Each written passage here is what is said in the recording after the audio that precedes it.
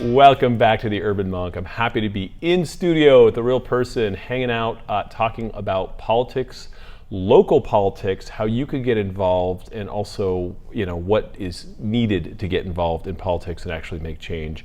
With me in studio is the former mayor of Garden Grove, which is right down the street from us, Bao Wen, who has just stepped down in December and is not in the political arena now, so we could sit down and kind of take stock of what happened, what went right, what went wrong, and talk about how the younger generation could get involved. So hey, welcome.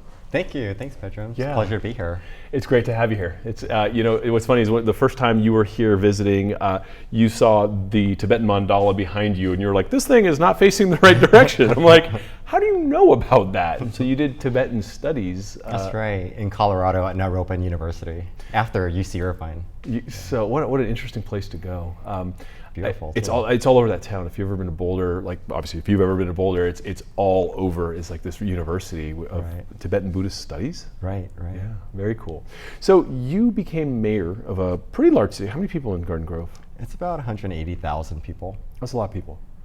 That's a lot of people. And so what drove you to do it first and foremost? Well, I wanted to make sure that we have a government that serves people. And at that time, the mayor before me had this big scandal, and I didn't think it was okay, because my motivation to go into politics is really from where I come from. Politics is what brought me to this country. I wasn't born in the United States. I was born in a UN refugee camp, in a Doctors Without Borders clinic, had no citizenship to any country whatsoever. And what caused my parents to risk everything, become refugees, is because of bad government. So I wanted to see that in America we have good government. So that's what motivated me to run. Wow. And so you got someone that set the example of bad government right ahead of you, and then you get this righteous indignation. You say, damn it, I'm going to do this? Yeah, because no one wanted to challenge him. He had been in office for 22 years, and people were so afraid of him. He was very entrenched. He was an institution within himself. Wow. And so so how old were you at this time? I was 34. Okay, you're a 34-year-old adult, but still on the kid side of adult, right? Like that's still pretty young. And so you're going up against this guy who's been running Gotham City kind of thing. Right. Right? And so what do you do? Like, how do you go about saying, okay, I want to be mayor? Like, do you have to go start raising money? Like, You do. It's funny. Initially, I wanted a 4-year term rather than a 2-year mayor term. So I opened up a committee and started raising money for city council. And I spoke with folks, and it was really hard to raise money. And the existing politicians in my party were not supportive, and no one really supported me. They said, no, stay on the school board. That's where you should be. And I was like, okay. Play small. Yeah. I was like, all right. So I closed my committee. I went to Asia, went to Vietnam, went to Angkor Wat, and I came back home and I said, you know what?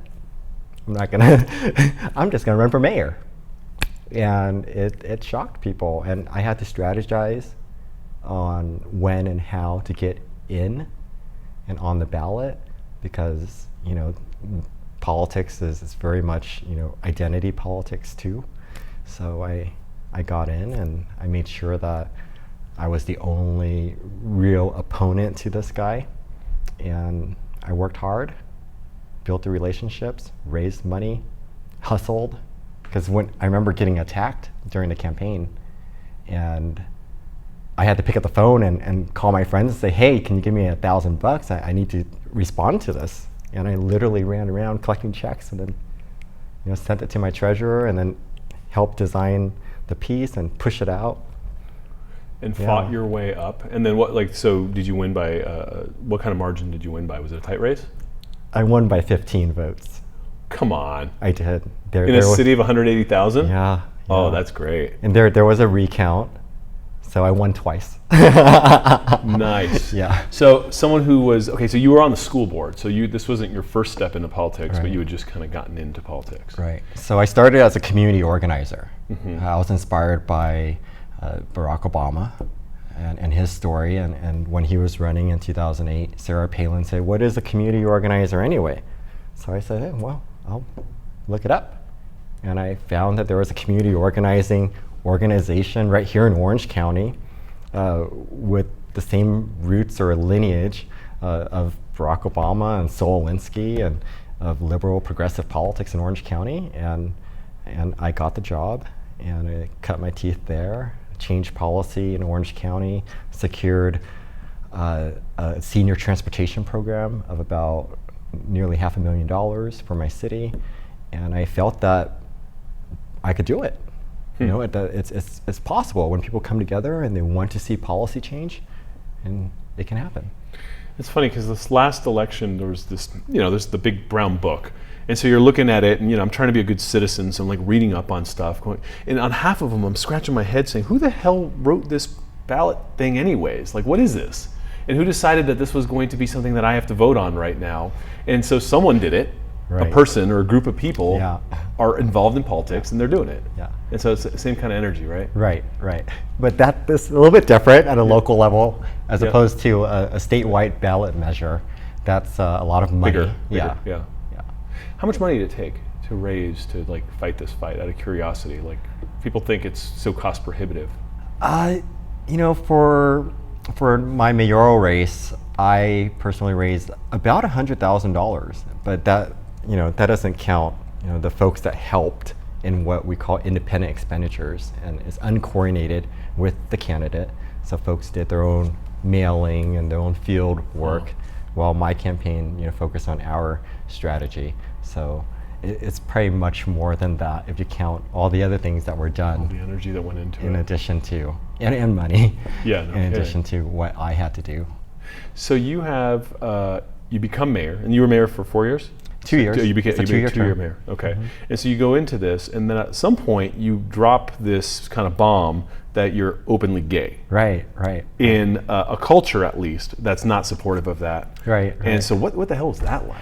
It was really exciting because I've never felt I've been closeted, so I've always been very openly myself. So when the U.S. ambassador to Vietnam was in town and he had a town hall with members of Congress, he's openly gay, he's married, got kids, Ted Osius, and so I felt that since all of the media was going to be there, LA Times, Orange County Register, OC Weekly, and all the Vietnamese ethnic media, print, radio, television. So I said, this is a good time to let everybody know. Wow, you came out at a press conference. Pretty much, I asked a question. I thanked, Ambassador Osius for his work and really, representing LGBT community folks too in leadership. How hard was it at that point? Did you have pushback from your Vietnamese community, from any community? Like, did it change your relationship with people? No. People who know me, know. I think coming out is really interesting because, I look at it intellectually and think, well, what am I coming out of? And if I'm coming out of something, then what am I going into? So if I'm going into something, then shouldn't there be more coming out? So coming out is like a constant thing. It's like you're always coming out. I mean, when are you really truly yourself, right? Or truly you? It's kind of hard to tell. There's the Buddhist training right there.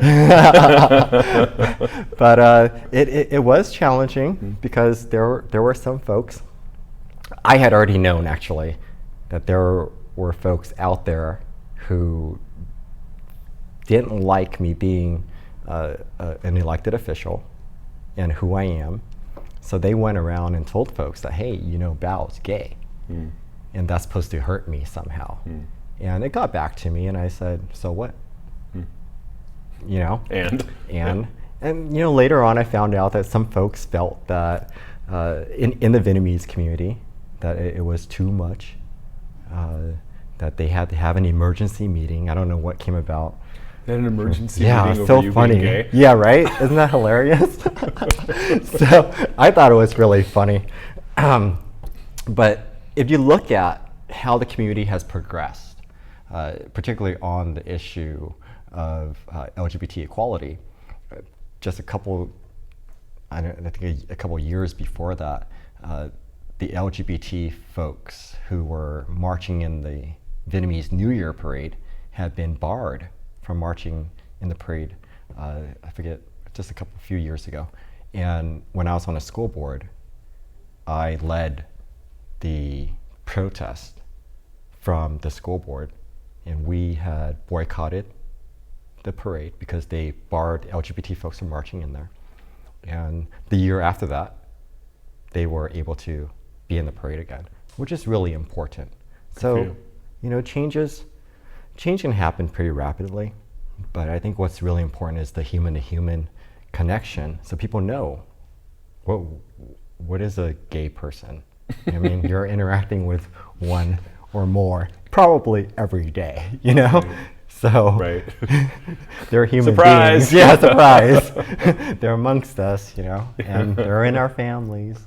And I think that's really important when we take the understanding of what are our family values and not let certain people have a monopoly over defining what family values are. And we can progress in that way and let people understand that everybody deserves respect. So you were under the umbrella of Barack Obama's progressive administration while all this was kind of happening. And the climate has changed somewhat, the tone has changed, and things have really kind of taken a very interesting turn politically. What's your fear for LGBT people now coming into politics and all of it? I mean, there's so much. I think that there's always work that needs to be done on a policy level. And right now, because of the new or different environment that we're in politically, under our new president, it's important that everybody gets involved and pushes.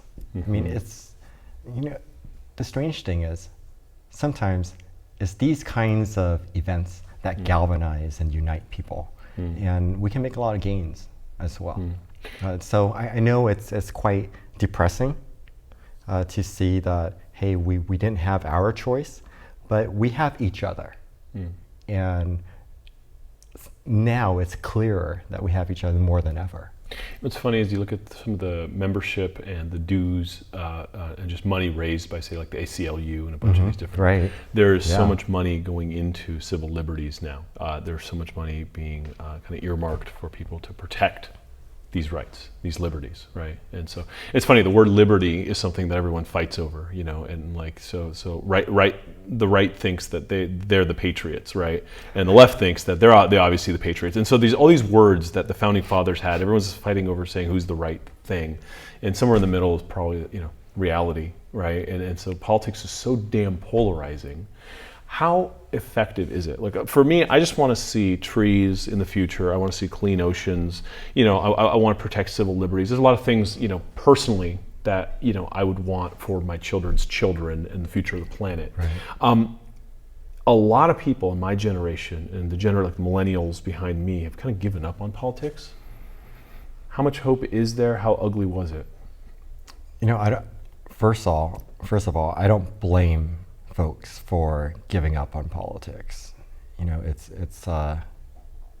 intimidating, and a lot of times we don't feel that we can make an impact.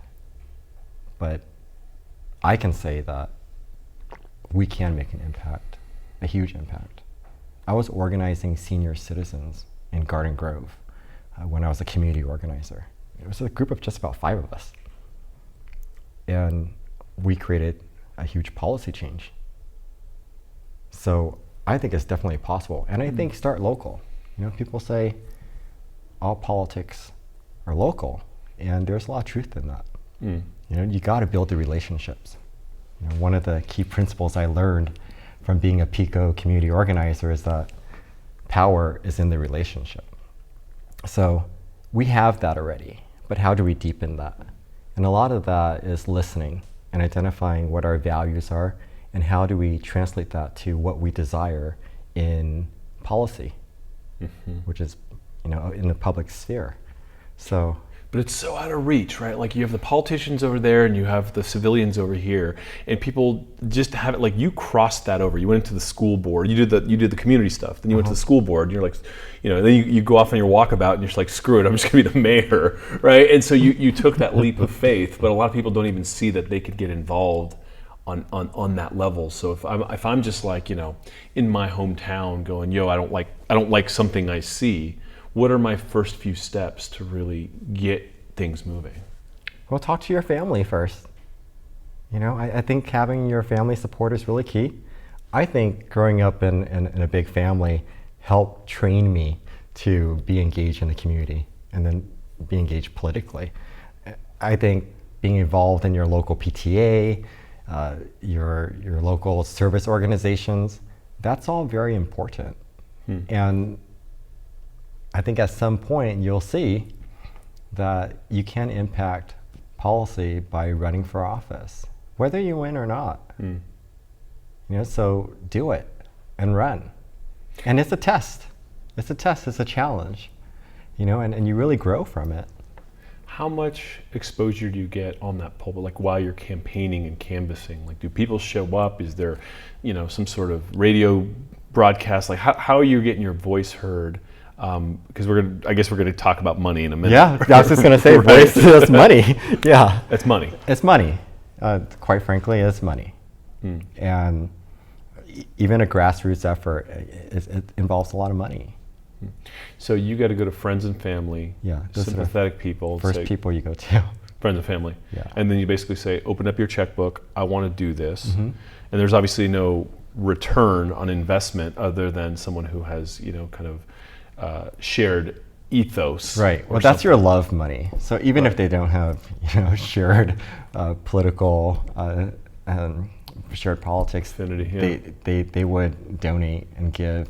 And that love money is like a one-time deal. It's kind of like a good luck thing. And then you have that, and then you put on events, and you build relationships with other political interests to accomplish, your fundraising goals. So walk me through this, just because it's so foreign to me. Like, Sure. All right, I want to go be the mayor of my town because I'm a lunatic and I don't actually want that. But if I want to be the mayor, only lunatics run for mayor. no, I got too much shit going on. I got too much shit going on. So let's assume Pedram wants to run for mayor, and then I go, okay, I'm going to do fundraiser dinner. And then who do I like? I want to connect this, right? You can do this because you're on the phone a lot, and a lot of it's being on the phone, and you ask people on the phone to make a commitment. You say, what? You know what? I'm going to be running for this position. $1,000, please. Yeah, right? I want to set up a roadmap for people who want to do this. Yes. Yeah, for your family and friends. You would have to identify what their capacity is to give to you as well, because you want to ask for a certain amount. Right, reasonable ask. Exactly. You don't want to get too crazy, or even ask for a low amount. You want to ask for the proper amount, and you got to make all those calls. Where does the money end up going? TV, print, radio? TV, print, radio, online, field, software, candidate statements, all kinds of things. Transportation, snacks, volunteers, office space. So it'll for you at this level, it cost X amount. What you said, a couple $100,000 or like whatever it is. Yeah. It costs this much money, and then you get in there, and you obviously the way democracy works is then you don't owe any of these favors back, right? You're supposed to then go do your job, right? Right. But is that actually how Washington works, right? I'm really trying to understand. I don't know. You got to keep it clean, right? I've only been an intern for a White House initiative when I was in college. So how Washington works, it's probably So on the local level, you do it, you have a fair shot, you have a voice, and the more media exposure you get, the more people get to know about you, and then they vote. It's not just media exposure. It's building the relationships with key individuals and organizations, and being out there having face-to-face conversations with real voters. That's really important. So to get the endorsement of, say, like the head of the school district means something, carries weight. The teachers union, that carries a lot of weight, or the classified employees. And so basically you go around shaking hands, making friends, getting endorsements to build your base and build your... Right. So if you want to get endorsements from certain organizations, you have to fill out questionnaires. So that lets the organization know your policy position on their particular interests. Got it. Yeah. And then they look at that and say, yes or no, we like this guy or not. Right. And they might have their own consultant to analyze, the political environment and see whether you are viable or not. And then, they'll make that determination. How competitive is it? I mean, are there lots of like really good, high quality people running for most of the positions out there in like major cities, or is it like who's there? Like who are you canvassing with? I don't think it's that competitive, actually. I think we really need to develop more candidates to have a democracy that is reflective of our communities. So it takes somebody that really wants to go out there and serve and have an understanding of the community that's really diverse.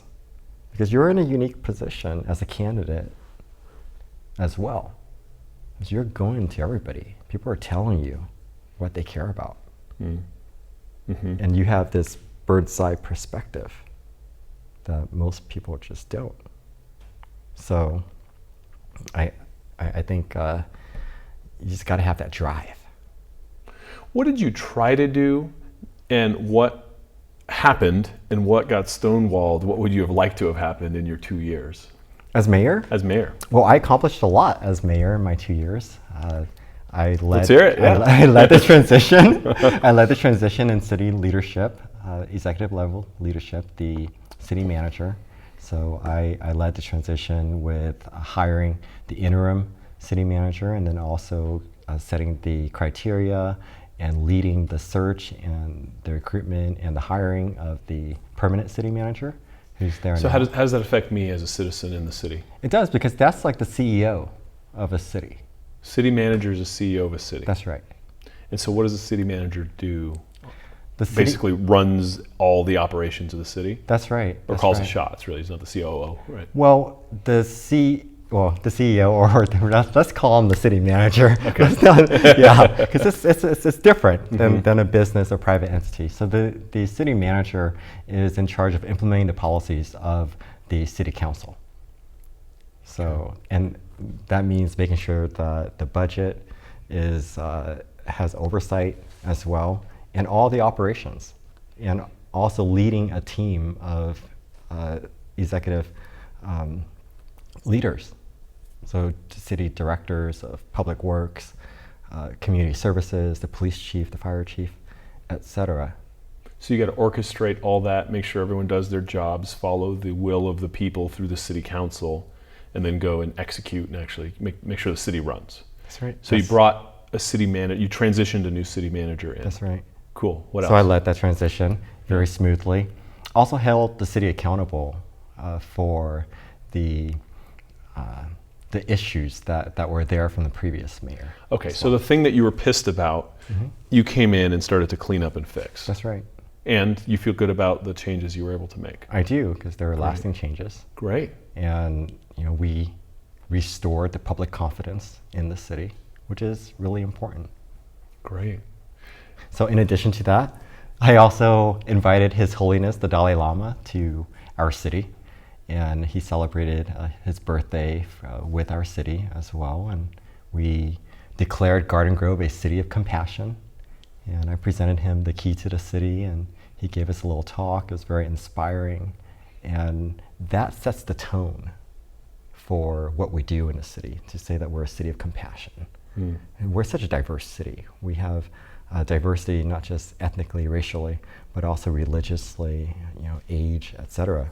So it's great to say that compassion is a value for our city. So you have 180,000 people. How does it break down in terms of basic, like just general ethnic lines? It's about a third Asian American, a third Latino, and a third Caucasian.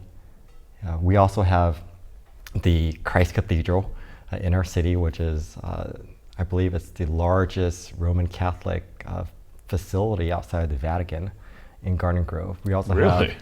we also have the largest mosque in the region in our city as well. So it's an Islamic Center of Orange County, Islamic Society of Orange County there. And all kinds like Buddhist temples and so many different religious faiths. So we have the Interfaith Council that's very active in our city, and so many things going on. That it's important to say that we're here to serve everybody. And with what's going on nationally, with folks being scapegoated or being targeted, it's important for us to say that we stand together and that we're a model for that, and we're not afraid. And a city can do that. Cities have been doing that recently, right. and been taking stands. Right. Right, and so that the kind of local governance versus state versus federal and all that's an interesting conversation that's now really becoming emergent. It's interesting, like in the last kind of political climate, Texas was like Obama enemy number one, right? Like every time Obama had something, it would be like, we're exercising our states' rights. You're crossing over. This isn't a federal jurisdiction. This is state. And now that Washington has switched, now California is playing Texas, right, and is doing the same type of thing back to Trump's policies. And it's a real interesting look at American politics. The union and actual, where the rights fall. So, how much rights do cities have? Like, if you want to say like, oh, I want to do city stuff, but it's not big enough, you could actually make serious changes there in people's lives. Absolutely. Oftentimes, your city government, your local municipality, your school board, your water board has a greater direct impact on your life than national government, federal government. Because you see the impact. Your pothole is going to get filled or not. That's a city issue, right? Your school is going to be safe or not. Your kids are going to have a good education or not. That's a local issue. More people going into this would be awesome. One of the challenges is people coming out of college have debt, right? People, you get out of college, you're like, damn, I got to pay all this stuff back, and so it's not a lucrative career, right? No, it's not. It's not. Right? It's not at all. So you go hustle up all this money that goes towards getting you into a position that doesn't really give you, and so there's obviously a lot of, bad apples being created, like, corruption in politics, wherever that is. It's everywhere at all levels. At all levels, yeah. From city, from homeowners associations. I see it in just like the like these power plays in my homeowners association. We're like, really, dude, you're playing that out here? Like, chill out, right? I'm sure all the way up to the White House, right? And everything in between. People are people, right? So how do we get more people involved, right? I mean, there's enlightened self-interest, right? Like, I got a family to feed, and so either I have to wait till I'm independently wealthy to do this, or I have to take a real pay hit to do it. Like, you do. You do take a real pay hit to do it, or you're independently wealthy. And I encourage people to do it for the right reasons, for service. Sure. And it's a sacrifice. It's a real sacrifice. I thank people for serving. Is that why you think less millennials are getting into this? Because you get out, you got to make a life for yourself, you got to build, and so it's, you're not at that phase in life, so it's usually like older men and women who've run a few miles. Right. No, I think so. I think we don't have access, as younger people, to the means, and also we have our own, obligations, whether it's student loans or rent. Yeah. We have it, and we're in a different situation than the previous generation too, on how the economy has impacted our generation. So. Absolutely. Well, and every generation can, I guess, say that, right? I mean, from the boomers on, but it's the climate's changed. But I know that there's a lot of kind of people that don't represent the population in positions of power and things are being kind of shuffled around right now. Just now, the federal court maintained the freeze on Trump's immigration ban. So now it's like, the judiciary versus the executive, and so there's so much that's happening that affects people's lives that people feel powerless about. You step up and did something about it. You became an elected official, you became a mayor, and you decided, well, you know what, talk is cheap, and you did it. I would really love to get more like-minded people of anything, just people who are interested in a better world into the political system. Because to me, growing up, it was always relegated to like sociopaths and corrupt people. Like we didn't go there, right? Like that's my generation. It was like, politics is dirty, so I'm not going to touch it, except it runs my life, right? So what would your advice be to people trying to make a difference? Community activism first? Just do it. I mean, try it. Run for PTA president or president of your homeowners association. Serve, and make sure that your purpose for serving is clear and your intentions are clear, and that you don't stray from that. That's what I'd like to see. I can't say that that is what's out there, right? Because it was really hard for me to be mayor. Because there are folks that didn't want to support things that were common sense just because they didn't like me. So because you flipped, you have to deal with that. Because you flipped the old bad guy. Because exactly. So there was entrenched oligarchy kind of energy in there. So you got to deal with that. I have a friend who just stepped down as mayor of another town, and he said to me that anything beyond the level of mayor, you're pretty much 100% bought, because all you're doing is running around taking care of your patrons and trying to do favors back to get in. And he thought it was so ugly he had to get out. Did you see any of that ugliness upstream? Because you ran for office. So recently you ran for Congress. That's right. What the hell was that like? It was a lot of hard work. It was really exciting too. And it got people really excited for my candidacy as well. It also helped me raise issues that were important to our community. But yeah, the struggle of raising money is real, especially at a federal level. You got to raise a lot more money, right, to play that game. Right. What are the dynamics of that? Are we just talking bigger fundraisers, more expensive seats at this thing, or is it a whole different ball game? I think it's a whole different ball game. It's more, who the players are in Washington, in the Beltway, and who they want to support, how they determine viability. It's also something that is very much about identity politics. So the demographics of the district I ran for was predominantly Latino. And I made it in the primary, barely made it into the general.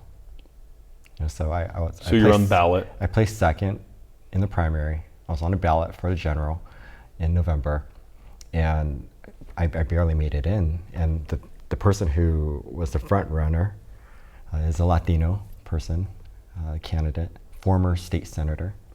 And so there's a lot of that identity politics going on as well. How much of it was the actual district voting versus, because you're representing a district, right? But I mean, everyone's voting for right. Congress. Right. So how does that work?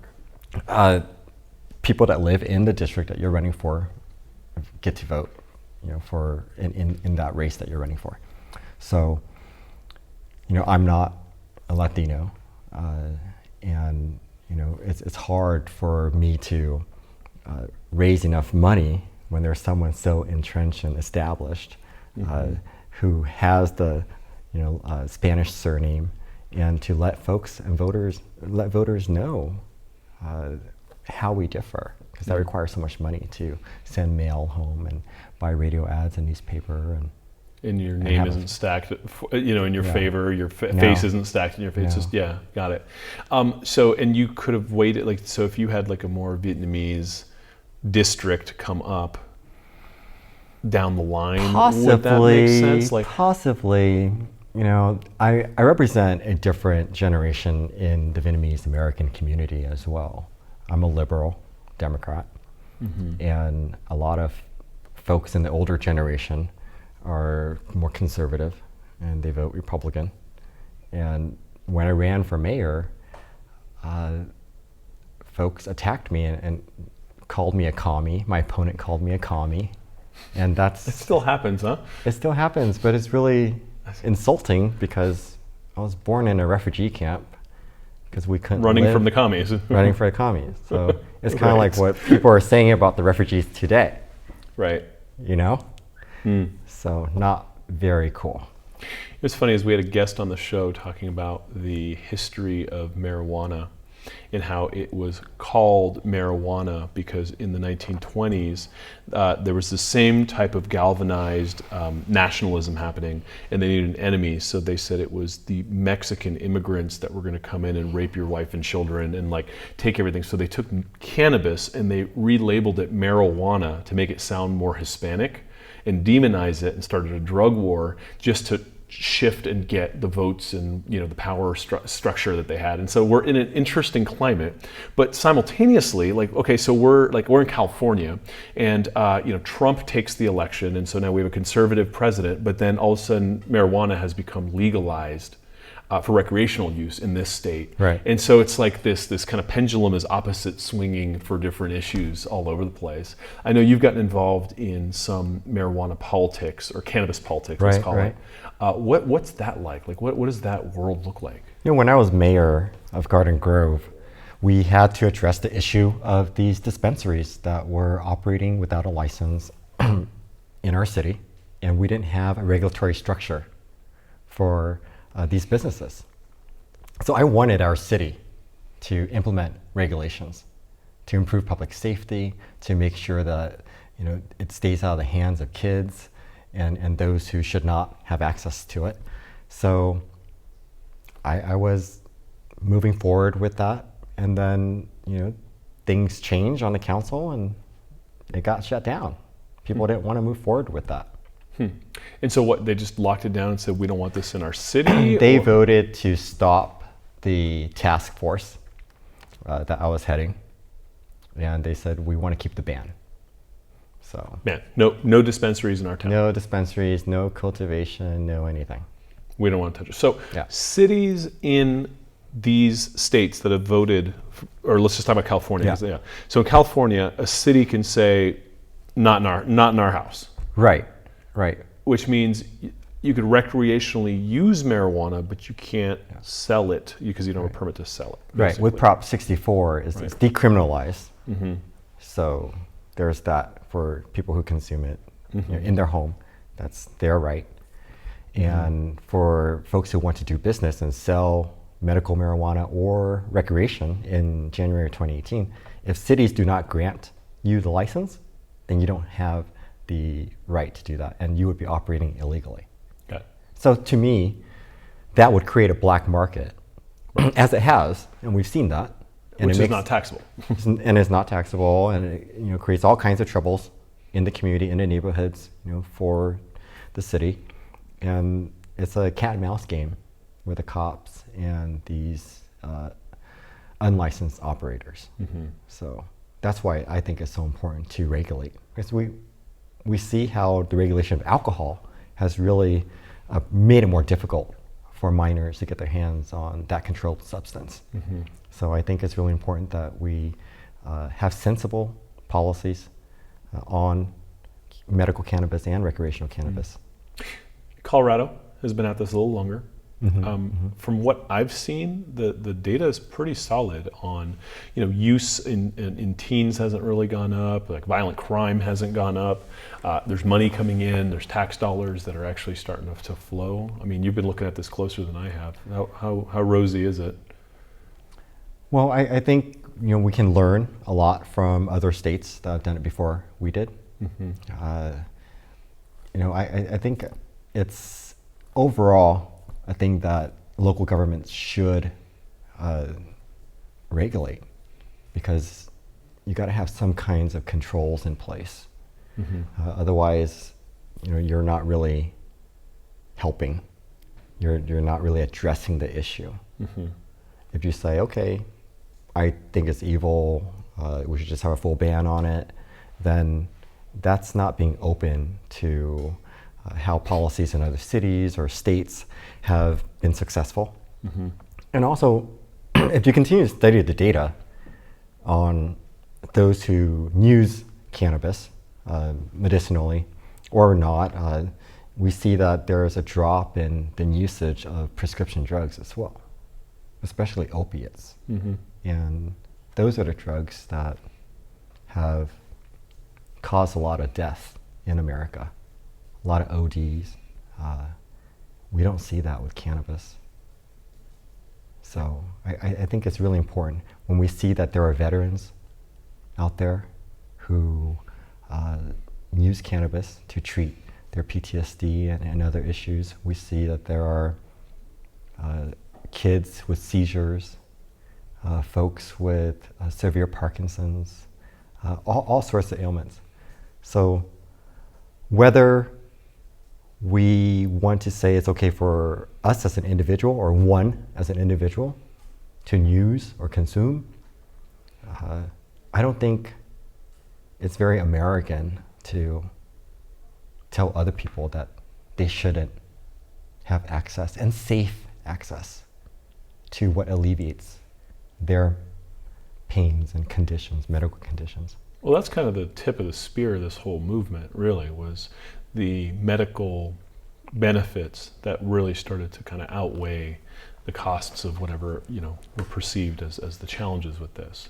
And so recreational is kind of a different thing, but then we go back to liberties, right? Right. Like America has freedom and liberty, and it stands for certain things. And if you're not bothering me, then, maybe the government should stay off of this. Absolutely. I mean, I think that's why I'm here in this country. So you mentioned that you grew up in a refugee camp. I was born there, yeah. Where was this camp? It's in Thailand. It was in Thailand, yeah. So, okay, give us a quick history. You get this is basically after South Vietnam falls. Right. Everyone's got to go. You got out right before? No. So the first wave of refugees from South Vietnam were those that were evacuated in 1975. Just like hung onto the helicopters kind of thing. Exactly. Yeah. Folks that the pictures we had relationships with the American effort, etc.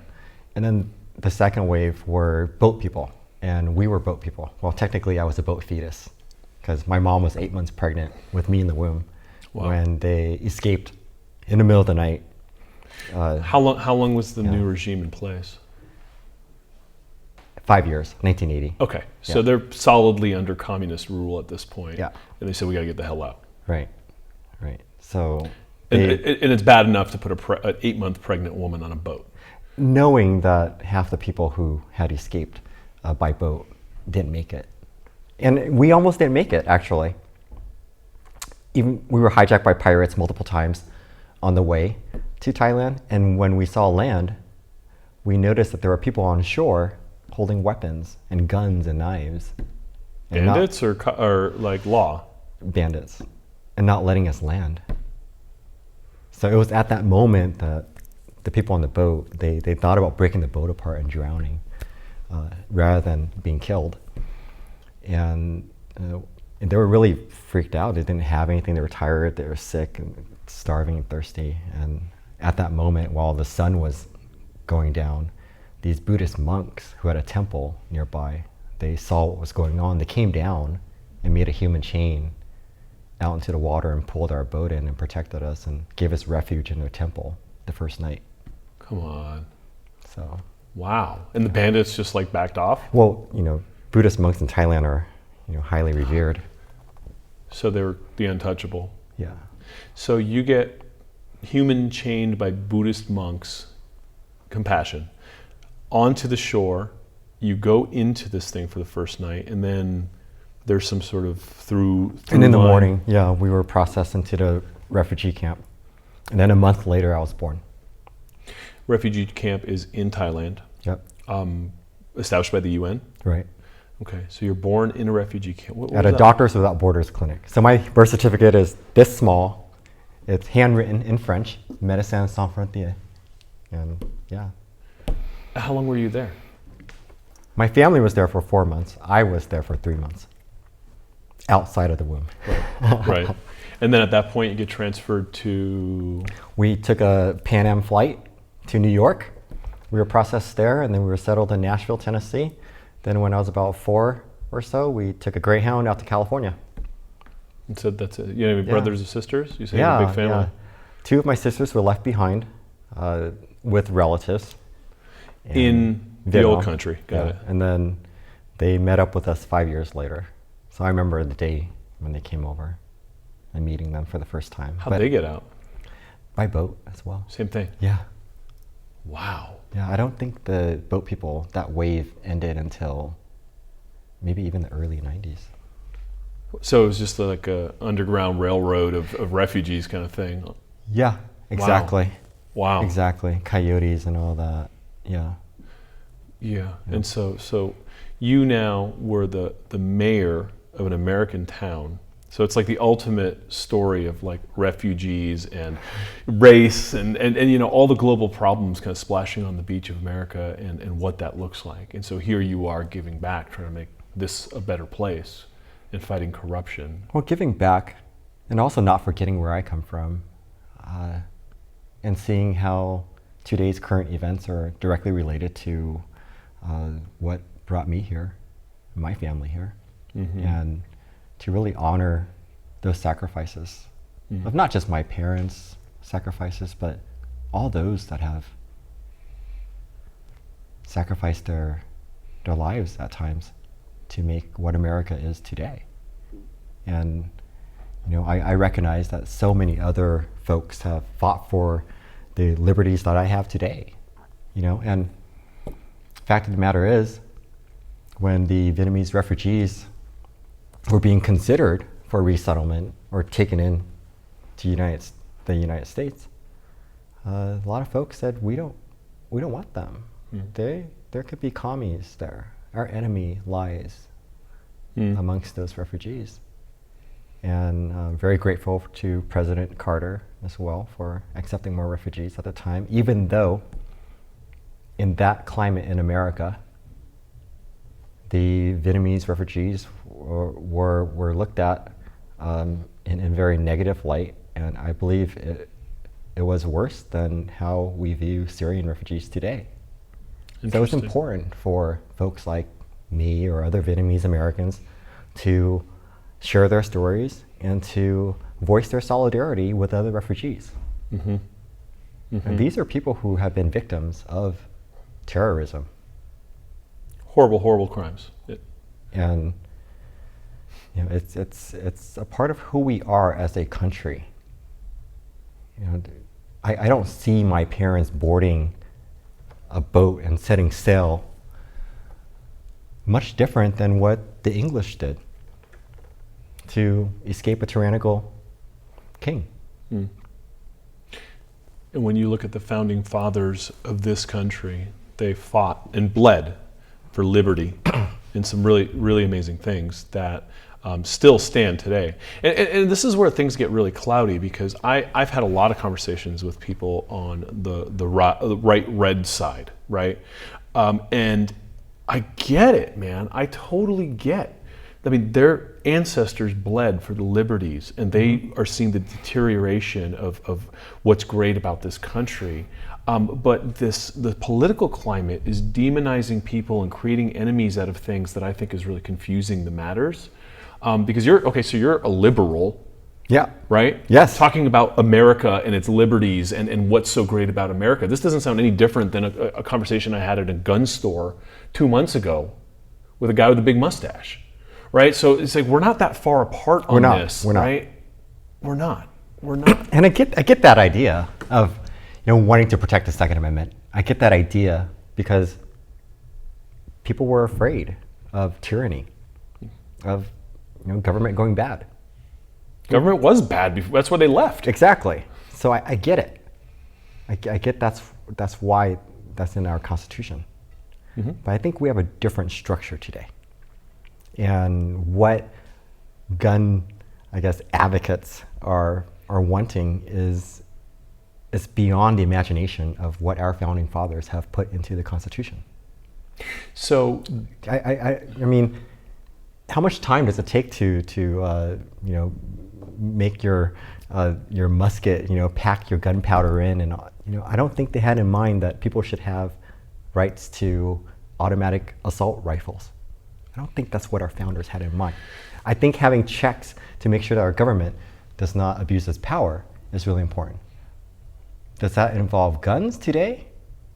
Or does it really involve being engaged politically and making sure that our representatives are representing us? So here's my stance on this, is to me the last line is the guns, obviously, right? If all else fails, you go and you become a militia and you fight for your rights. And you try everything before that, obviously. Yeah. Obviously, right? You defend your family. But if I'm going, if I got a guy with a semi-automatic or automatic rifle coming in to take away my liberties and I have the equivalent of a musket, then that battlefield has now been really skewed and I'm at a dramatic disadvantage. So I get it. Like I get both sides of it, right? It's just like, so if the government has tanks and bombs, I need at least this and that to defend myself. And it keeps escalating into something that gets really carried away. The government has nukes, so does that mean that everyone should have nukes if they wanted it? Yeah. Well, I mean, that's the global, right. But that's also where non-proliferation comes in. Yeah. The fact that everyone has nukes means that we haven't been using nukes. So if you knew that Americans, good luck trying to invade America. It's got one of the largest standing armies in the world, right? A bunch of guys with guns that'll stand up and be like, this is my land. And there's something really powerful about that. But I think, again, all of this has gotten really skewed, and hatred and bitterness and all this stuff against, like immigrants has come in a country of immigrants. I mean, unless you're a Chumash Indian, you're an import in the place we're sitting right now. I'm an import. I'm a refugee, as are you, right? And I don't care if you're 10 generations deep or however far that goes, Irish. You still came from some country and you came away from something. So this country is built on immigration, and it's built on liberties, and it's built on compassion. I love the fact that you went and did this, and I hope that you would continue in the political sphere to keep pushing this, right? Like people like you are needed in politics. Well, there are a lot of people like me out there. I'm sure many of them are your viewers, and I encourage them to get involved as well and to put their values into action. I think that's really important.